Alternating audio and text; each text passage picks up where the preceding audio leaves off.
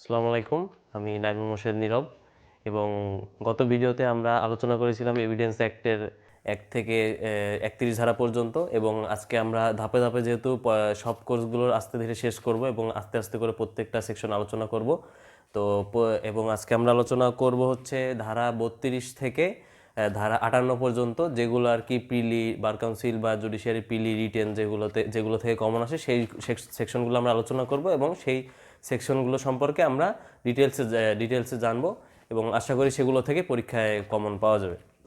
যেগুলো আমরা কাস্টমার যথারীতি অতীতেও দেখে আসছি, যেগুলো থেকে সবসময় কোশ্চেন আসে, যার বাইরে তেমন একটা কোশ্চেন আসে না। তো আমরা গত ভিডিওতে সেকশন ১ থেকে ৩১ পর্যন্ত আলোচনা করেছি। আপনারা চাইলে গত ভিডিওটি আমাদের চ্যানেলে ঢুকে দেখে আসতে পারেন। এবং আজকে আমরা যেগুলো আলোচনা করব সেগুলো হচ্ছে এভিডেন্স অ্যাক্ট 1872 এর ধারা ৩২ থেকে ৫৮ ধারা পর্যন্ত শুরু করা যাক। তো প্রথমে আমাদের যে ধারাটি আসে আজকে সেটা হচ্ছে যে ধারা ৩২। সেখানে আলোচনা করা হয়েছে মৃত্যুকালীন ঘোষণা সম্পর্কে। তো মৃত্যুকালীন, আমাদের শুরুতে বুঝতে হবে যে মৃত্যুকালীন ঘোষণাটা কি। মৃত্যুকালীন ঘোষণাটা হচ্ছে মৃত কোনো ব্যক্তির তার একটি মৃত্যুর পূর্বের বিবৃতি। কোনো নিহত ব্যক্তি যখন মৃত্যুর পূর্বে তার মৃত্যুর কারণ, অবস্থা বা পরিস্থিতি সম্পর্কে কোনো একটা বিবৃতি দিয়ে থাকে যে তার মৃত্যুর কারণটা কী, বা তার মৃত্যুটা কীভাবে হয়েছে, বা তার আঘাতটা সে কীভাবে পেয়েছে, যার পরিপ্রেক্ষিতে পরবর্তীতে তার মৃত্যু ঘটেছে, এই বিষয়গুলো সম্পর্কে সে যে মৃত্যুর পূর্বে কোনো ব্যক্তির নিকট যেই বিবৃতিটি দেয় সেটি পরবর্তীতে সাক্ষ্য হিসেবে প্রমাণ করা যায়, সাক্ষ্য হিসেবে কোর্টে উত্থাপন করা যায় এবং সেই বিবৃতিটাকে মৃত্যুকালীন ঘোষণা হিসেবে উল্লেখিত করা হয়েছে।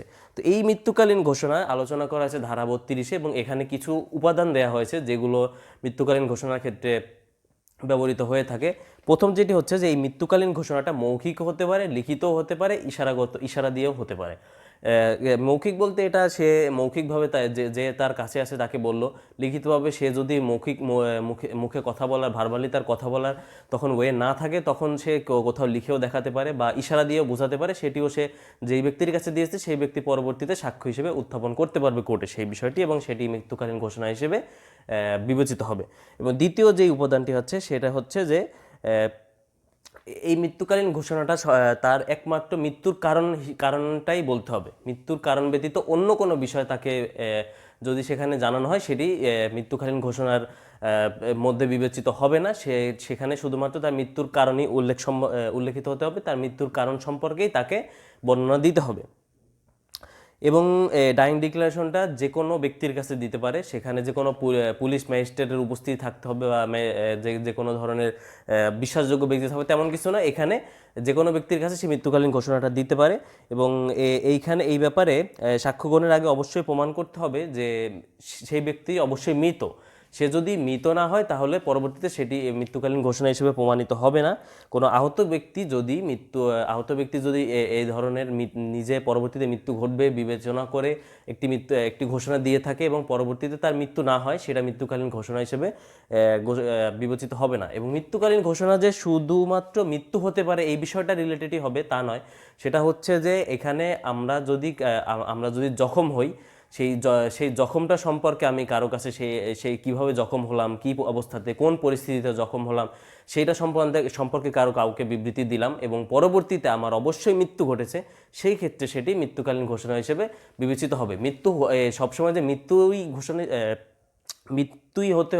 সম্পর্কিত হতে হবে সেটা নয়। এখানে আমি যে জখম সম্পর্কিত তাকে আলোচনাটি করলাম, তাকে বিবৃতিটি দিলাম, সেই জখমের পরিপ্রেক্ষিতে আমার পরবর্তীতে যেহেতু মৃত্যু ঘটেছে, এই জখমের জখম সম্পর্কে বর্ণনা দেওয়াটা সেটাও মৃত্যুকালীন ঘোষণার মধ্যে পরবর্তীতে উল্লেখিত হবে, বিবেচিত হবে, কারণ সেটিও তার পরবর্তীতে সেখানে মৃত্যু ঘটেছে, যার প্রেক্ষিতে সেটিও পরবর্তীতে মৃত্যুকালীন ঘোষণা হিসেবে বিবেচিত হবে। তো সাক্ষ্য হিসেবে মৃত্যুকালীন ঘোষণার গ্রহণযোগ্যতার কিছু বিষয় আছে। এখানে গ্রহণযোগ্যতার ক্ষেত্রে আমরা দুইটি বিষয়কে আমরা বিবেচনা করতে পারি। সেটা হচ্ছে যে একটা হচ্ছে বাস্তব কারণটা হচ্ছে এমন, সেখানে তার চাক্ষুষ প্রমাণ হিসেবে একমাত্র সেই নিহত ব্যক্তিই ছিলেন, যার প্রেক্ষিতে সে তার সাক্ষ্যটি তার উক্তিটি বা বক্তব্যটি কারো নিকট পেশ করেন। এবং দ্বিতীয় যে বিষয়টি হচ্ছে মৃত্যুর পূর্বে প্রত্যেকটি ব্যক্তি তার পরলৌকিক বিষয় সম্পর্কে অনেক আচ্ছন্ন থাকে, পরলৌকিক বিষয় সম্পর্কে অনেক চিন্তিত থাকে, যার প্রেক্ষিতে সে মিথ্যা কথা বলার মতো ফোর্সটা তার মধ্যে থাকে না, সে অবশ্যই সেখানে সত্য কথা হিসেবে বলবে হিসেবে কোর্ট বিবেচনা করেন। এবং কোর্টে আমরা যে শপথপূর্বক যেই সাক্ষ্য দিয়ে থাকি, এই মৃত্যুকালীন ঘোষণাটাও আমরা শপথপূর্বক হিসেবে বিবেচনা করি, কারণ এখানে এখানে মৃত্যুকালীন তারা পরলৌকিক একটা আচ্ছন্ন থাকার বিষয় থাকে। সেইটার প্রেক্ষিতে তার পরলোকটাকে সে পরলোকটাকে শপথ হিসেবে দিয়ে বা পরবর্তীতে সে মৃত্যুর পূর্বে একটি তার জীবনকে উৎসর্গ করে সেখানে যে উৎসর্গ যে হচ্ছে সেটাকে একটা সে শপথ হিসেবে বিবেচনা করে এখানে মৃত্যুকালীন ঘোষণাকে সেই শপথপূর্বক স্বাক্ষর সমমূল্যমান হিসেবে বিবেচনা করা হয়ে থাকে। এবং এখানে আরেকটি বিষয় আছে, যেখানে একটা মামলা ছিল তাজ মাহমুদ বারোডিয়েলার লাহোরের। সেখানে একটা বিষয় উল্লেখিত আছে যে মৃত্যুকালীন ঘোষণাটি যদি খাঁটি এবং নির্ভুল থাকে, সেটা যদি কোর্ট বিবেচনা করে দেখেন যে মৃত্যুকালীন ঘোষণাটি খাঁটি এবং বিবেচিত, তাহলে সেই মৃত্যুকালীন ঘোষণাটার উপর পার্সপেক্টিভ আদার্স কোনো ছাড়া, মানে কি বলো ওটাকে, সাক্ষ্য ছাড়াও, আদার্স কোনো সাক্ষ্য ছাড়াও যদি সেটা মানে অথেন্টিক হিসেবে আপহোল্ড হয়, সেই ক্ষেত্রে আমরা সেই মৃত্যুকালীন ঘোষণার উপর অপরপক্ষকে দণ্ড দেওয়া যেতে পারে, যদি কিন্তু সেখানে অবশ্যই সেটা পিওর হতে হবে, খাঁটি, অথেন্টিক এবং নির্ভুল হতে হবে। সেখানে তারপর আদার্স কোরোবোরেটিভ সাক্ষ্য থাকুক না থাকুক সেটা সবসময় বিবেচনা করা হয় না, এটা কোর্টের ডিসক্রিপশনের বিষয়, সেটা বিবেচনা করে দেখবে আদৌ এই ধরনের দণ্ড দেওয়া যাবে কি যাবে না। তো এখানে আরেকটি বিষয় আছে যে আঘাতপ্রাপ্ত ব্যক্তির বর্ণনা মতে দাখিলি এজাহারের বিবরণ তার মৃত্যুর পর মৃত্যুকালীন জবানবন্দির গ্রহণযোগ্যতা। তো এইখানে বলা আছে যে মৃত্যুর পূর্বে নিহত ব্যক্তি নিজে এজাহার প্রদান করায়, যেমন একজন ব্যক্তি মৃত্যুর পূর্বে তাকে যে জখম করা হয়েছে সেটা সম্পর্কে কোর্টে একটি এজাহার বা এফআইআর দায়ের করলো এবং পরবর্তীতে তার সেই জখমের প্রেক্ষিতে মৃত্যু ঘটলো, এখানে যে সেই এজাহারটা দায়ের করেছে এই এজাহারটাও এখানে মৃত্যুকালীন ঘোষণা হিসেবে বিবেচিত হবে।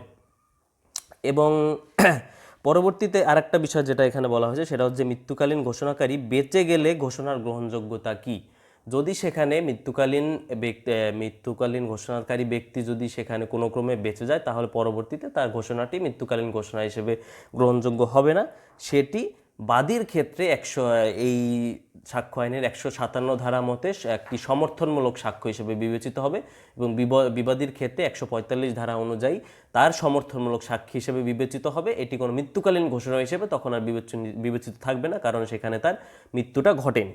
এবং সেটা কারণ এর প্রেক্ষিতে যেহেতু তার যারা জীবিত আছে সেহেতু তাদেরকে কোর্টে রেখে সেখানে তাদের শপথ পাঠ বাক্য পাঠ করানো যাবে, তাদেরকে জেরা করা যাবে, যেহেতু এই ধরনের স্কোপ আছে, তাই আমরা এখানে এটাকে মৃত্যুকালীন ঘোষণা হিসেবে বিবেচনা করছি না।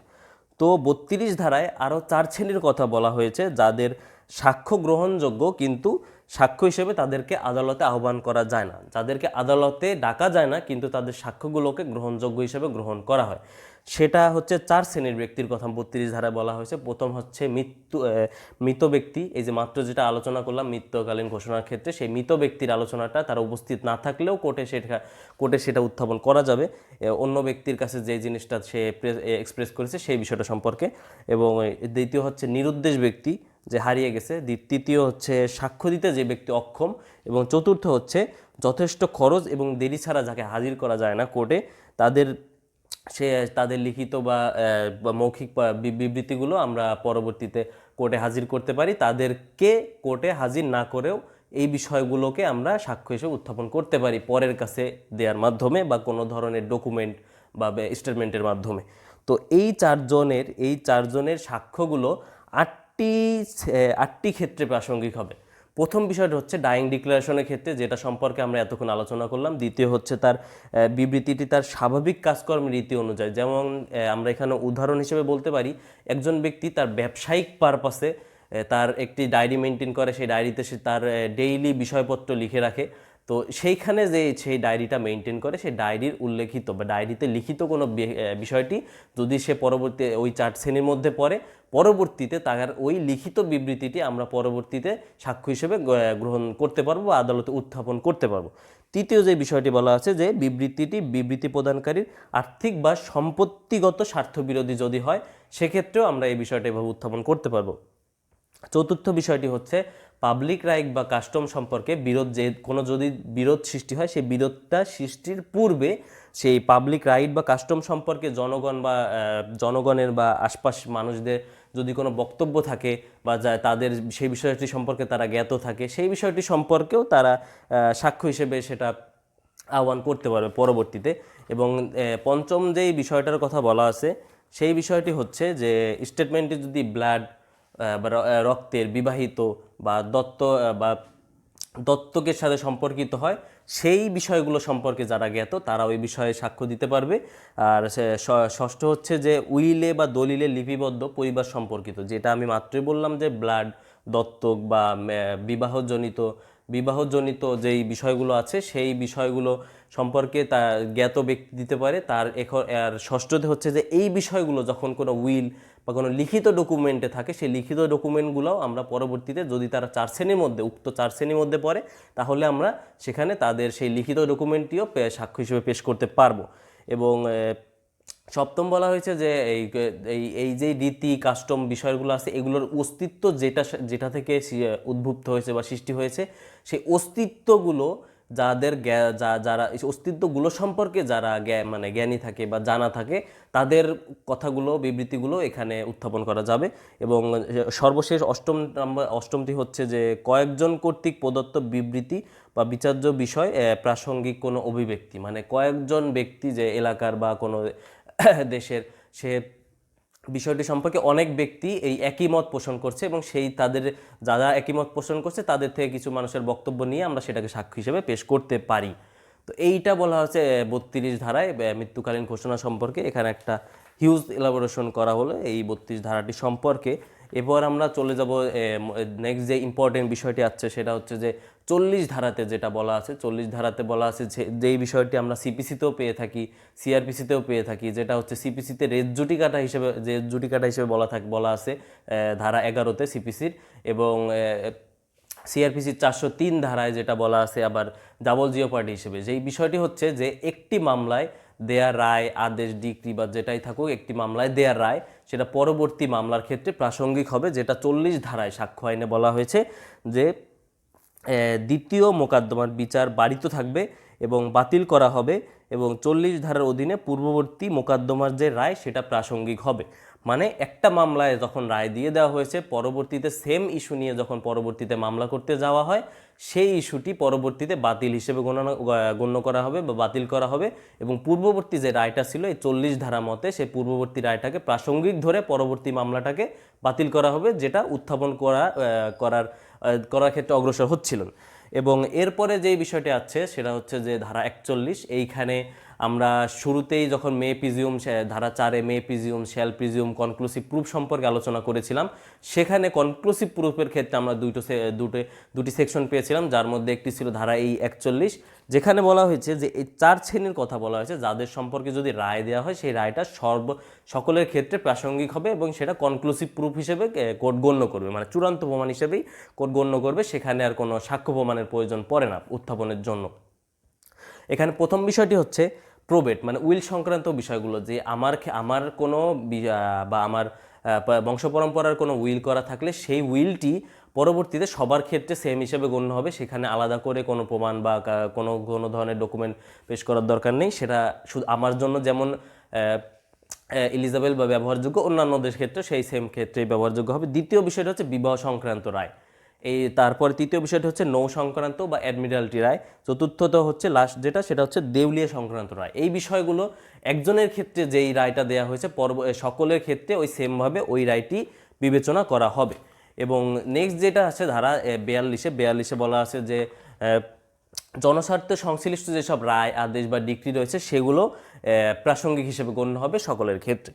তো এরপরে 42-এর পরে যে আমাদের ইম্পর্টেন্ট বিষয়টি হচ্ছে সেটা হচ্ছে যে আমরা এক্সপার্ট অপিনিয়ন বলে একটা বিষয় শুনি, যে বিশেষজ্ঞদের মতামত, যেটা সাক্ষ্য আইনের 45 ধারাতে উল্লেখ করা আছে। তো সাক্ষ্য আইনে নিয়ম হলো যে প্রত্যেকটা যেটা আমরা ধারা 5-এ পেয়েছিলাম, বিচার্য এবং প্রাসঙ্গিক বিষয় সম্পর্কে সাক্ষ্য প্রদান করা যাবে।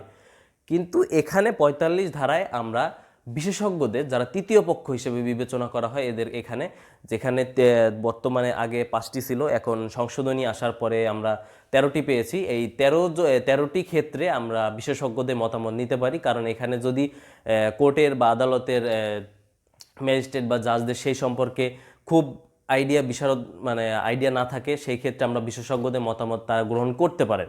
তো সেই 13টি বিষয় হচ্ছে 11টি বিষয় হচ্ছে প্রথমত 13টি বিষয় 13টি বিষয় হচ্ছে 13টি বিষয়। প্রথমটি হচ্ছে বিদেশি আইনের ক্ষেত্রে। বিদেশি আইনের ক্ষেত্রে প্রত্যেকটি দেশে প্রত্যেকটি নির্দিষ্ট আইন রয়েছে। যেহেতু বাংলাদেশে এখন একটা মামলা প্রসিডিং চলছে, সেক্ষেত্রে আমরা বিদেশি আইন সম্পর্কে আমাদের যেহেতু আইডিয়া নেই, সেহেতু আমরা বিদেশি কারো মামলা পর্যালোচনার ক্ষেত্রে আমরা বিদেশি আইন গ্রহণযোগ্য করতে পারি। সেই ক্ষেত্রে আমাদের যারা বিদেশি আইনটা সম্পর্কে জ্ঞাত তাদের আমরা বিশেষজ্ঞরা এটা নিতে পারি, মানে তাদের কথাটা আমরা নিতে পারি বা তাদের বক্তব্যটা আমরা গ্রহণ করতে পারি কোর্ট। দ্বিতীয় হচ্ছে বিজ্ঞানের ক্ষেত্রে। তৃতীয় হচ্ছে ফরেনসিক, যেটা শরীর সম্বন্ধীয় বিষয়, সেই সম্পর্কে যারা বিজ্ঞ তাদের সেই বিষয়টি গ্রহণ করা যেতে পারে। চতুর্থ হচ্ছে ডিজিটাল রেকর্ড সম্পর্কে। পঞ্চম হচ্ছে চারুকলা সম্পর্কে। ষষ্ঠ হচ্ছে হস্তলিপি বা হাতের লেখা সম্পর্কে। সপ্তম হচ্ছে আঙ্গুলের ছাপ বা টিপসই সম্পর্কে। অষ্টম হচ্ছে পায়ের ছাপ। নবম হচ্ছে তালুর ছাপ। দশম হচ্ছে চোখ কণিকার ছাপ। এই বিষয়গুলো যারা মিলিয়ে দেখতে খুবই বিশেষজ্ঞ বা এক্সপার্ট, তারা এই বিষয়গুলো সম্পর্কে মিলিয়ে দেখবে যে আদৌ তাদের বিষয়গুলো ঠিক আছে কিনা, বা যেহেতু কোর্টে সেই বিষয়গুলো আলোচনা করা বা সেই বিষয়গুলো পরীক্ষা করা সম্ভব না, তারা বিশেষজ্ঞরা সেই বিষয়গুলো পরীক্ষা করে সেটা সম্পর্কে তারা কোর্টে একটি বক্তব্য দিবেন। এবং তারপরে হচ্ছে চোখের কণিকার ছাপ। 11তম হচ্ছে টাইপ রাইটিং। 12তম হচ্ছে ট্রেড বা টেকনিক্যাল অভিব্যক্তির ব্যবহার। 13তম হচ্ছে ব্যক্তি বা প্রাণীর পরিচিতি। এগুলো সম্পর্কে তারা একটি এক্সপার্ট অপিনিয়ন গ্রহণ করতে পারে। এখন এক্সপার্ট অপিনিয়নের মতামতটা মানতে আদালত বাধ্য কিনা সেটা সম্পর্কে আমাদের একটু জানতে হবে। সেটা হচ্ছে যে এক্সপার্ট অপিনিয়নটি যে আদালতে মানতেই হবে বিষয়টি এখানে তেমন নয়, কারণ তাদের বিশেষজ্ঞদের সেখানে ভুলও হতে পারে, বা তারা পক্ষপাতিত্ব থাকতে পারে সেই পার্টিদের প্রতি, বা কোনোভাবে তারা ঘুষ নিয়ে বা কোনোভাবে তারা তাদের প্রতি পক্ষপাতিত্ব হয়ে যেতে পারে, পার্শিয়াল হয়ে যেতে পারে। সেই ক্ষেত্রে তাদের মতামতগুলো আদালত মানতে বাধ্য নয়। তারা এখানে আদালত তার বিবেচনামূলক ক্ষমতাটি প্রয়োগ করে এবং এটি জাস্ট বিচার কার্যের সহায়ক হিসেবে তারা এটিকে গ্রহণ করে। এবং আদালত যদি তার বিবেচনা ক্ষমতা প্রয়োগ করে, যদি ইচ্ছা করে তারা এই সাক্ষ্যটি গ্রহণ করবে, তাহলে গ্রহণ করতে পারে। আর যদি দেখে যে এটি গ্রহণযোগ্য নয়, খাঁটি বা নির্ভুল বলে বা তাকে পক্ষপাতিত্বমূলক মনে হচ্ছে, সেই ক্ষেত্রে সেটি সে গ্রহণ নাও করতে পারে। এটা টোটালি আদালতের ডিসক্রিশনারি একটা পাওয়ার। তো এইখানে আরেকটি বিষয় আছে যে আদালতের দেয়া একজন বিশেষজ্ঞের মতামত জবানবন্দি সাক্ষ্য হিসেবে গণ্য হয়, তার পূর্বে জমা দেয়া রিপোর্ট নয়। তো এইখানে বিষয়টি হচ্ছে এই বিশেষজ্ঞদের যখন মতামত চাওয়া হয় কোর্টে, তখন তাদের মতামতটিকে কোর্টে তারা কোন রিপোর্ট কুরিয়ার করে দিলে বা ডাকে পাঠিয়ে দিলে, বা তারা যদি কোন রিপোর্ট তৈরি করে কোর্টে পাঠিয়ে দেয়, সেটা গ্রহণযোগ্য হবে না। বিশেষজ্ঞকে একেবারে ওপেনলি কোর্টে এসে সেই সম্পর্কে একটি সাক্ষ্য দিতে হবে, কারণ সেখানে তাকে জেরা করা হতে পারে, তার তার কথা বলার সময় যে রিমার্কসগুলো থাকে সেগুলো চিহ্নিত করা হতে পারে, তাকে নিয়ে একটু মানে সাক্ষ্য আদান প্রদান হতে পারে। সেই ক্ষেত্রে বিবেচনা করে তার যে রিপোর্টগুলো পাঠায় সেটা সাক্ষ্য হিসেবে নয়, সে যখন কোর্টে উপস্থিত হয় সেই ক্ষেত্রে সেটাকে সাক্ষ্য হিসেবে বিবেচনা করা হয়। পরবর্তীতে ধারা 45-এর পরে ধারা 47-এ এই রিলেটেড একটা বিষয় আছে, যে আমরা 45-এ 11টির মধ্যে একটা বিষয় পেয়েছি যে হাতের লেখার বিষয়, যেটা সম্পর্কে বিশেষজ্ঞদের মতামত গ্রহণযোগ্য। সেইখানে আমরা এখানে যে তার বিশেষজ্ঞই হতে হবে সেটি নয়, বিশেষজ্ঞ নয়, এখানে তার ওই বিষয়টি সম্পর্কে যে জানা বা ওই বিষয়টি সম্পর্কে যে জ্ঞাত। যেমন 47 ধারায় বলা হয়েছে যে একজনের হাতের লেখা, সেই হাতের লেখাটা অপর যে পক্ষ যে ওই হাতের লেখাটা চিনে যে এটা তারই হাতের লেখা, তার বক্তব্যটাও এখানে এই বিশেষজ্ঞদের মতামত হিসেবে গণ্য করা হবে। এখানে বিশেষজ্ঞ মতামত নেওয়ার ক্ষেত্রে তার যে একেবারে বিশেষজ্ঞই হতে হবে বা পেশাগত বিশেষজ্ঞ হতে হবে এমন কোনো বিষয় নাই। তার সে যে সেই বিষয়টা সম্পর্কে পরিচিত বা জ্ঞাত, এটা প্রমাণ করেই বা এটা যদি জানতে পারে, তাদের বক্তব্যগুলো গ্রহণ করলে সেটাকে এই বিশেষজ্ঞের মতামত বা 45 ধারায় ফেলা হবে। এবং 47 ধারায় হাতের লেখার রিলিভেন্টের বিষয়টার সম্পর্কে বলা হয়েছে যে অন্যান্য কোনো ব্যক্তির যদি হাতের লেখাটা পরিচিত থাকে, সেও সাক্ষ্য হিসেবে প্রমাণ করতে মানে বক্তব্য দিতে পারবে কোর্টে যে এটি তার হাতের লেখা কি নয়। তো এই হলো বিশেষজ্ঞদের মতামতের বিষয়গুলো। তো এরপরে আমাদের যেই বিষয়টি আছে সেটি হচ্ছে চরিত্রের বিষয়গুলো। এরপর আমাদের চরিত্রের বিষয়গুলো আসে, সেটা হচ্ছে যে আমাদের সিভিল মামলার ক্ষেত্রে চরিত্রের দুটো ধারা আছে এবং ক্রিমিনাল মামলার ক্ষেত্রে চরিত্রের দুটো ধারা আছে। সিভিল মামলার ক্ষেত্রে চরিত্রের যেই দুটো ধারা আছে সেটা হচ্ছে ধারা 52 এবং 55, এবং ক্রিমিনাল মামলার ক্ষেত্রে যে দুটো ধারা ব্যবহার করা হয় সেটা হচ্ছে ধারা 53 এবং 54। ধারা 52তে সিভিল মামলার ক্ষেত্রে বলা হয়েছে যে দেওয়ানি মামলায় বিচার্য বিষয় না হলে পক্ষগণের চরিত্রের বিষয় সাক্ষ্য অপ্রাসঙ্গিক। নর্মালি আমরা দেওয়ানি মামলায় চরিত্রকে সাক্ষ্য হিসেবে গ্রহণ করি না, শুধুমাত্র দুইটি এই 52 এবং 55 ধারা দুইটি ক্ষেত্র ছাড়া। 52 ধারায় যদি চরিত্রটা বিচার্য বিষয় না হয় সেক্ষেত্রেও ছাড়া আমরা চরিত্রকে গ্রহণযোগ্য করতে পারবো না, যে পূর্ববর্তী তার চরিত্র কেমন ছিল, পরবর্তীতে কেমন হতে পারে, এই ধরনের বিষয় আমরা বিবেচনা করব না। এবং আরেকটি 55 ধারায় যেটা, যে দেওয়ানি মামলা ক্ষতিপূরণ নির্ধারণের ক্ষেত্রে যদি চরিত্রটা প্রাসঙ্গিক হয় সেই ক্ষেত্রে আমরা চরিত্রকে বিবেচনায় নিতে পারবো। তাহলে হচ্ছে 52 এবং 55 ধারা মতে দুটি বিষয় রয়েছে, একটি হচ্ছে যে চরিত্র যদি বিচার্য বিষয় হয় সেই ক্ষেত্রে গ্রহণ করা যাবে চরিত্রকে, বা সেই হিসাবে সাক্ষ্য গ্রহণ করা যাবে, সাক্ষ্য দেওয়া যাবে। এবং 55 ধারা অনুযায়ী যদি ক্ষতিপূরণের বিষয় চরিত্রটা রিলেটেড থাকে সেই ক্ষেত্রে। এবার হচ্ছে ক্রিমিনাল মামলার ক্ষেত্রে। ক্রিমিনাল মামলার ক্ষেত্রে 53 ধারায় বলা হয়েছে যে ক্রিমিনাল মামলার ক্ষেত্রে সৎ চরিত্রকে প্রাসঙ্গিক হিসেবে গণ্য করা হয়েছে, কিন্তু তার মন্দ চরিত্রটাকে প্রাসঙ্গিক হিসেবে গ্রহণ করা হয় না। কিন্তু এখানে একটা এক্সেপশন আছে, সেটা হচ্ছে 54 ধারায় বলা হয়েছে। 54 ধারায় বলা হয়েছে ক্রিমিনাল মামলায় চরিত্র যদি খারাপ এরকম ঘটনা অপ্রাসঙ্গিক কিন্তু চরিত্র ভালো এই মর্মে যদি সাক্ষ্য প্রদান করা হয় সেই ক্ষেত্রে মন্দ চরিত্রটাকেও বিবেচনায় নেওয়া হবে। যেহেতু একবার তার সৎ চরিত্রটাকে কোর্টে উত্থাপন করা হয়েছে, সেই ক্ষেত্রে তার মন্দ চরিত্রটাকেও উত্থাপন করা যাবে, এটা প্রমাণ করতে যে তাদের বক্তব্যটি ভুল ছিল, কিন্তু শুরুতেই তার মন্দ চরিত্র নিয়ে বিবেচনায় বা কথা তোলা যাবে না। এটা হচ্ছে 53 ধারা মতে এবং 54 ধারার মতে। এবং পরবর্তী আরেকটা বিষয় হচ্ছে যে খারাপ চরিত্রের সাক্ষ্য হিসেবে পূর্বের দণ্ডটি প্রাসঙ্গিক। এখানে খারাপ চরিত্রটা প্রমাণের ক্ষেত্রে পূর্বে যদি সে কোনো দণ্ড পেয়ে থাকে সে দণ্ডটিও এখানে বিবেচনা করা হবে সাক্ষ্য হিসেবে, এবং সাক্ষ্য হিসেবে সেটি গ্রহণযোগ্য, আদালত তা বিবেচনামূলকভাবে করতে পারে। তো এটি গেল আমাদের চরিত্রমূলক বিষয়গুলো, যেটা হচ্ছে ধারা 55 পর্যন্ত। এরপরে যে বিষয়টি আছে সেটি হচ্ছে যে জুডিশিয়াল নোটিশের বিষয় বা বিচারিকভাবে দৃষ্টিগোচর বিষয়গুলো। এখানে আমরা ধারা 5-এ দেখেছি সাক্ষ্য আইনের যে আমরা সাক্ষ্যের বিচার্য বিষয় প্রাসঙ্গিক বিষয় সম্পর্কে আমরা সবসময় সাক্ষ্য দিতে পারি, কিন্তু এখানে কিছু বিষয় রয়েছে যেগুলো সম্পর্কে কোনো ধরনের কোনো প্রমাণের বিষয় নেই, সেটা আদালত অলরেডি জ্ঞাত হিসেবে নিজেকে গণ্য করবে যে এটা আদালতের জ্ঞানের মধ্যেই আছে, সেই বিষয়গুলো আমাদের প্রমাণের প্রয়োজন নেই। তো এটাই ধারা 56-তে বলা আছে যে বিস্তারিকভাবে দৃষ্টিগোচর যে বিষয় আছে সেগুলো আমাদের প্রমাণের প্রয়োজন নেই, ইংলিশে যেটাকে জুডিশিয়াল নোটিশ বলা হয়। এবং ধারা 57-তে সেখানে 13টি বিষয় উল্লেখ করা হয়েছে, সেই 13টি বিষয় সম্পর্কে আমাদের সাক্ষ্য প্রমাণ দেওয়ার প্রয়োজন নেই, সেটা আদালতের জ্ঞানের মধ্যে আছে, সেটা আদালত সেখানে বিবেচিত তার সাক্ষ্য দেওয়ার প্রয়োজন নেই, সেটাকে বিবেচনা করে নেবে যে এটা কাহিনী এমনই হিসেবে আছে। তো 11টার মধ্যে প্রথমটি হচ্ছে 13টি নয় 11টি বিষয়কে আমরা বিচারিক বিষয় হিসেবে দেখি, এবং 13টি হচ্ছে আমরা 45 ধারায় বিশেষজ্ঞদের মতামত, সেখানে হচ্ছে যে 13টি বিষয় নিতে পারি, এবং 57-তে 11টিকে আমরা জুডিশিয়াল নোটিশ হিসেবে গণ্য করতে পারি, যে এই হিসাবে আদালত সাক্ষ্য প্রমাণ উত্থাপনের প্রয়োজন পড়ে না, আদালত সেটা তার জ্ঞানের মধ্যে আছে বলে ধরে নেন। প্রথমটি হচ্ছে বাংলাদেশের আইন। তো আমাদের আইন যেটা বলা আছে সেটা আদালত যেটা আইনে বলা সেটাই ধরে নেবে, সেটা সম্পর্কে আর কোনো ধরনের প্রমাণ বা সাক্ষ্য উত্থাপন করার প্রয়োজন নেই। দ্বিতীয় হচ্ছে সামরিক বাহিনীর যুদ্ধ তথ্য, তারপরে আইনসভার কার্যক্রম। চতুর্থ হচ্ছে অ্যাডমিরালটি কোর্ট বা নৌ আদালতের যেই সিলমোহরগুলো আছে সেই সম্পর্কে। পঞ্চম হচ্ছে গ্যাজেট ঘোষণার দ্বারা কোনো ব্যক্তির কোনো পদে যোগদান বা কাজ বা স্বাক্ষর সম্পর্কে। তারপরে ষষ্ঠ হচ্ছে কোনো রাজা বা রানী বা রাষ্ট্রের অস্তিত্ব উপাধি জাতীয় পতাকা সম্পর্কে। এবং তারপর সপ্তম হচ্ছে সময়ের বিভাগ, ভৌগোলিক বিভাগ, উৎসবসমূহ, ছুটিসমূহ। এবং অষ্টম হচ্ছে বাংলাদেশের অন্তর্গত ভূখণ্ড। আমাদের ভূখণ্ড যেই পরিমাণ ভাগ করা আছে যেটা আছে আমরা সেই হিসেবেই গণ্য করব, অন্য রাষ্ট্রগুলো আমরা বিবেচনা করব না, এটা আমরা কোনো প্রমাণের বিষয় না, এটা কোর্ট যে আমাদের ভূখণ্ড অনুযায়ী যেভাবে ডিভাইড করা আছে আমরা সেটাকে সেভাবে গণ্য করে নেব। তারপরে নবম যে বিষয়টি বলা আছে যে বাংলাদেশের সাথে অন্য রাষ্ট্রের বিরোধ শুরু এবং অবসান, এবং আদালতের সদস্য, কর্মকর্তা, অ্যাডভোকেট, অন্যান্য ব্যক্তিদের নাম, এবং স্থল ও সমুদ্র বন্দরের নিয়মসমূহ। এই যে নিয়মগুলো এগুলো বাংলাদেশের আইনেই বলা আছে, অন্যান্য দেশের আইনেই বলা আছে। সি ল যেগুলো আছে সেগুলো অনেক ধরনের ডিভাইড করা আছে তাদের আইন অনুযায়ী, সেগুলো আমরা যেভাবে বলা আছে সেভাবেই দেখে নেব, এক্ষেত্রে কোনো আমাদের প্রমাণ উত্থাপনের দরকার নেই।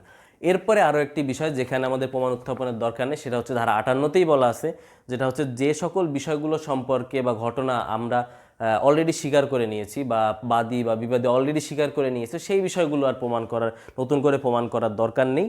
সেখানে যে তারাও একমত পোষণ করে নিয়েছে, সেই ক্ষেত্রে আর প্রমাণের সেটা দরকার নেই। তো এইখানে সেটা মোকদ্দমার শুনানির সময় হতে পারে বা মোকদ্দমার শুনানির পূর্বেও হতে পারে। যদি পূর্বে হয় সেই ক্ষেত্রে সেটা লিখিত আকারে দিতে হবে, কারণ যেহেতু এখনও মোকদ্দমা শুরু হয়নি। শুরু হলে যে সেখানে সবাই উপস্থিত থাকে, জজ উপস্থিত থাকে, জজের সামনে স্বীকার করছে, সেখানে আর আমাদের লিখিত দেওয়ার প্রয়োজন পড়ে না, মৌখিকভাবে দিলে হয়ে যায়। কিন্তু মোকদ্দমা শুরুতে দিলে সেক্ষেত্রে আমাদের সেটা লিখিতভাবে পেশ করতে হবে, এবং সেটা প্লিডিংসের মাধ্যমে হতে পারে। প্লিডিং সম্পর্কে আমরা পরবর্তীতে জানবো সেটা কী হতে পারে। সেটা আরজি, লিখিত জবাব, এগুলোকে প্লিডিংস হিসেবে গণ্য করা হয়, মানে তার আবেদনটা।